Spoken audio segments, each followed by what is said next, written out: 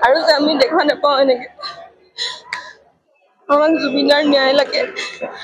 যোনকেইজনে লৈ গৈছিলে তাহাঁতক শাস্তি প্ৰদান কৰে যে সোনকালে আমাক ন্যায় দিয়ে চৰকাৰৰ ওপৰত আশা ৰাখিছো আমাক জুবিনাৰ ন্যায় দিয়ক আমাক সকলোকে ন্যায় দিয়ক অনুভৱ কি ক'ম একো আজি বুজাব পৰা নাই আমাৰ মাজৰ পৰা ইমান এজন উজ্জ্বল তৰা নাইকিয়া হৈ গ'ল হঠাতে কি ক'ম মানে আজি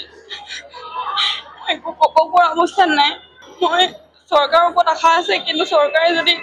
উচিত তদন্ত হ'ব লাগে মই সেয়াই বিচাৰোঁ মুঠতে আমাক জুবিনদাৰ ন্যায় লাগে যেনেকৈ নহওক আমাক আমি আচল সত্যটো আমি জানিবই লাগিব মুঠতে আমাক ন্যায় লাগে কথা সিমানেই মুঠতে ন্যায় আমি পাবই লাগিব জুবিনদা জয় জুবিনদা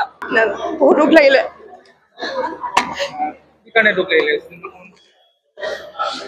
বহুত দুখ লাগিলে নোৱাৰা লাষ্টত আকৌ বহুত দুখ লগা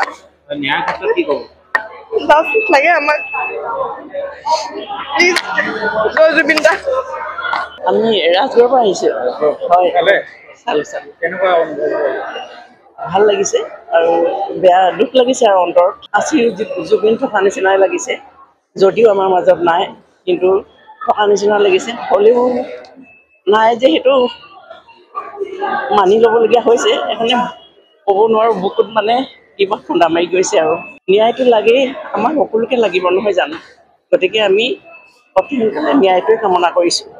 ভাল লাগিলে জুবিনদাৰ শেষৰখন চিনেমা খুব এখন ভাল চিনেমা বনাই থৈ গৈছে তেখেতে